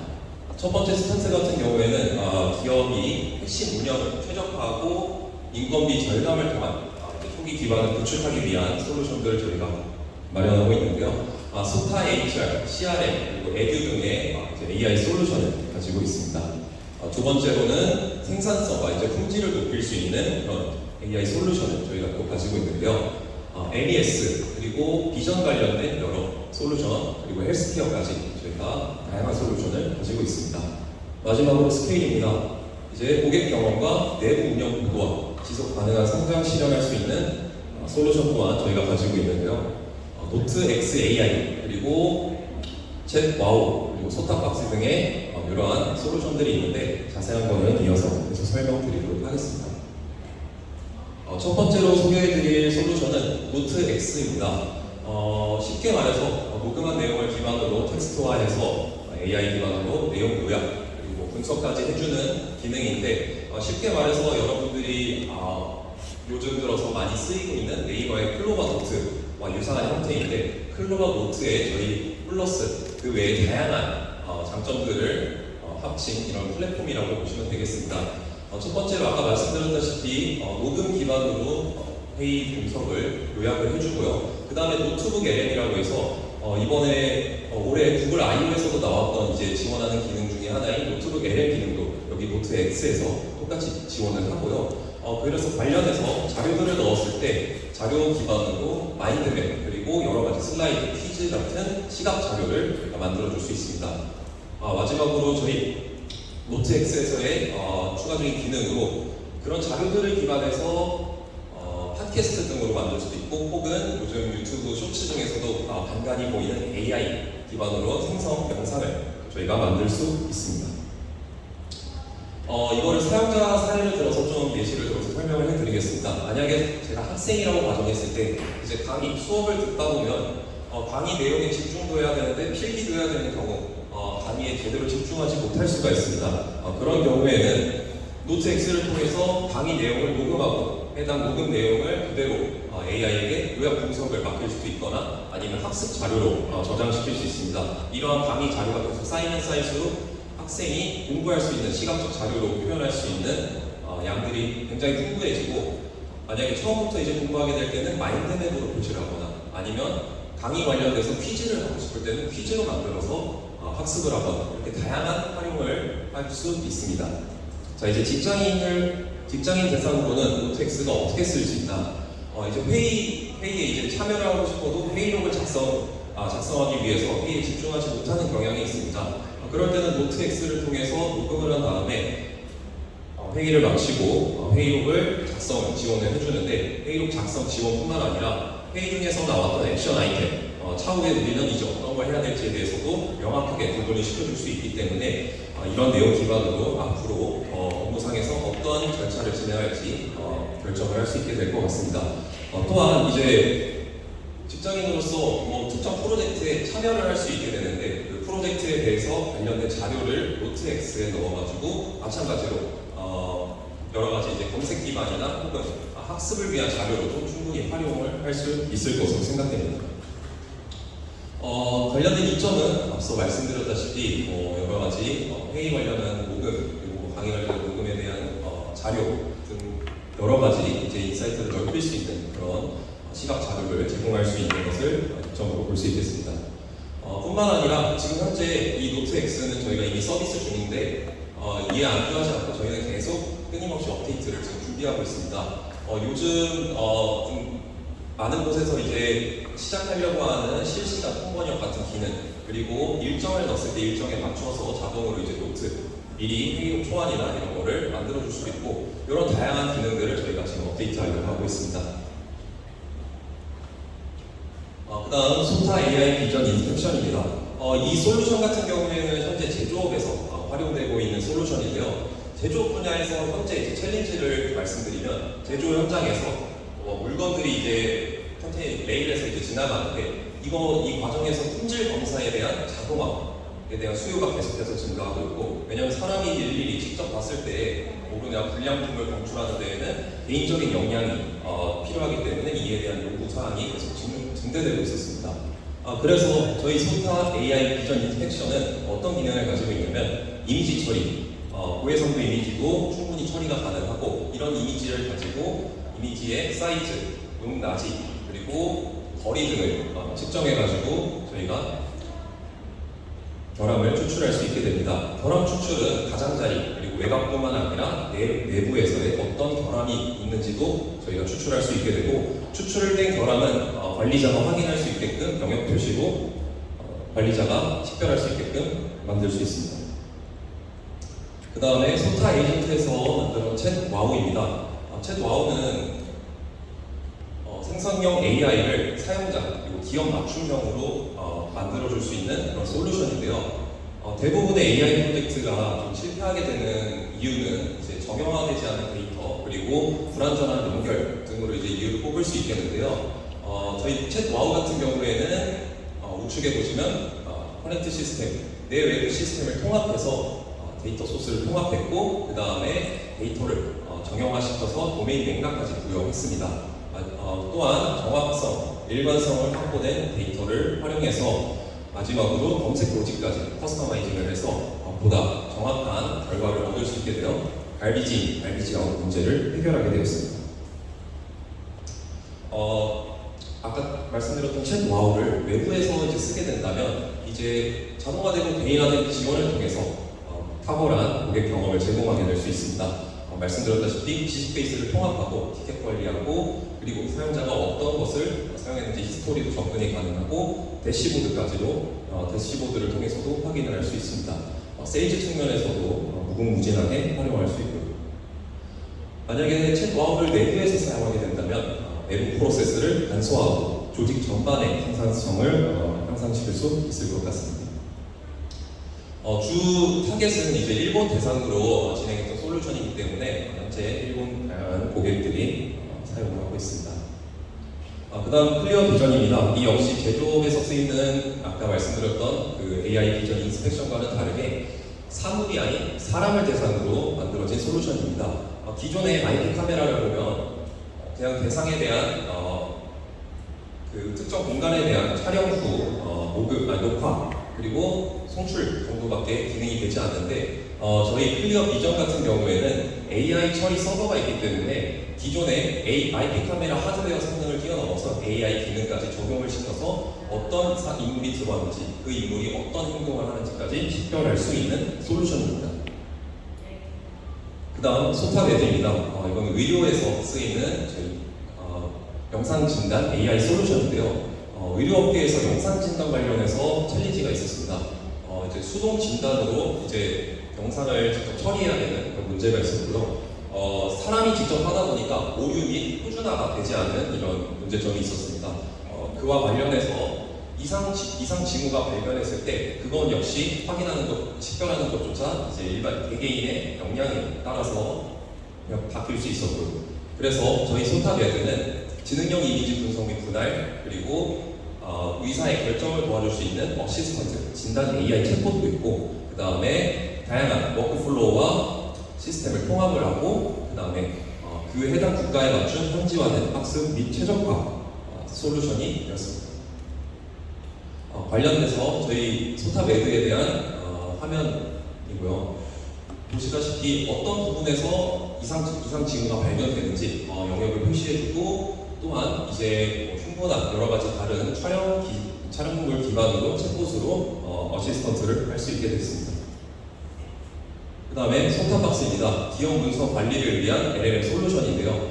소탑박스는 쉽게 말해서 구글 드라이브, 예를 들면 슬랙, 노션 같이 여러 가지 이제 문서 플랫폼이 있는데 이거를 한 곳에 통합하고 거기에 챗GPT와 같은 생성형 모델을 추가한 플랫폼이라고 보시면 되겠습니다.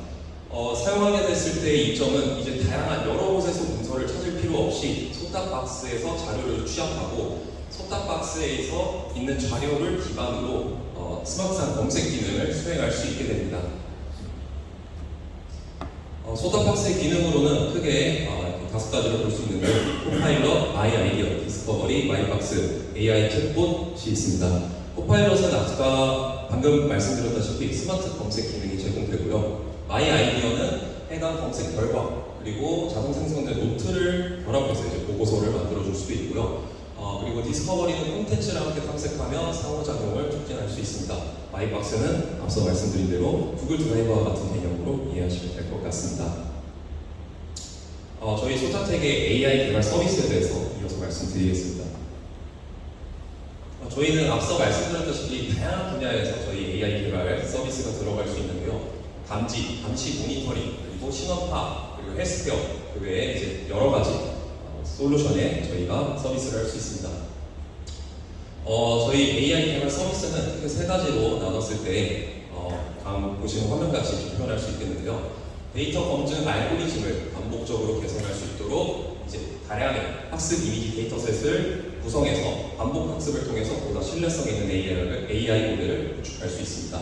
두 번째로는 오픈 시비, 텐서플로우, GPU 모듈 등의 프레임워크를 통해서 모델 설계를 보다 최적화하고 고성능 AI 애플리케이션을 개발할 수 있습니다. 마지막으로 이러한 이해 사항들을 바탕으로 공고하고 확장 가능한 애플리케이션을 제공할 수 있게 되었습니다.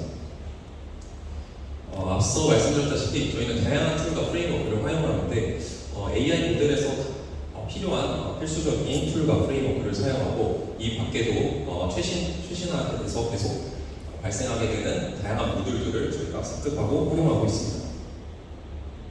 사용자 사례로 발표하고 마무리하도록 하겠습니다. 첫 번째 사례입니다. 리테일 및 서비스 기업인데요. 이 기업은 오프라인과 온라인에서 CS 응대가 있는데 그 오프라인과 온라인 응대 사이에서의 그 잘못된 응답, 대응으로 인해서 일관성이 부족한 문제가 있었고 사람이 직접 하다 보니까 응답 속도가 느린 문제 그리고 관리자가 통제하기 어려운 문제가 있었습니다. 그래서 저희는 AI를 기반으로 챗봇을 만들어가지고 고객 유형에 따른 자동 AI 응답 시나리오를 적용시켰습니다. 뿐만 아니라 라이브 상담 전환까지 저희가 기능을 추가했고요.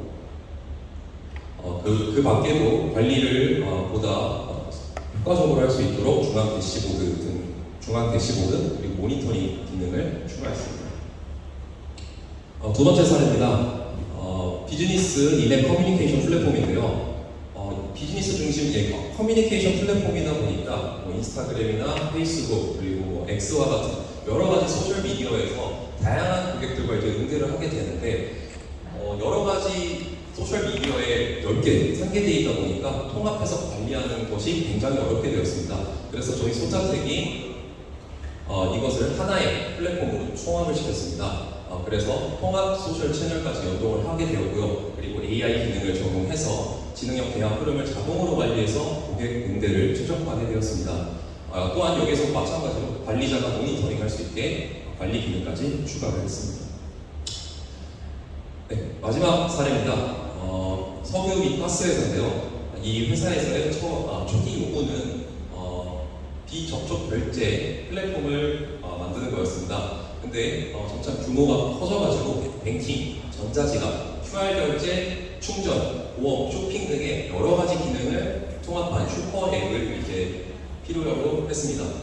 그래서 저희는 커스텀 AI 챗봇 솔루션이 적용된 슈퍼 앱을 개발하게 되었는데요. 엔드-투-엔드 디지털 결제 생태계를 구축했고요. 옴니채널 결제 경험을 마련했고 디지털 서비스를 통합시켰습니다. 그리고 AI 기능을 활용한 실시간 인증 및 보안을 구축했습니다. 이로 인해서 원활한 거래를 위한 결제 자동화가 되었고요. 다중 서비스 통합이 되었고 이제 실시간 처리가 가능해진 프레임워크가 되었습니다. 네, 여기까지 해서 발표 마치겠습니다. 감사합니다.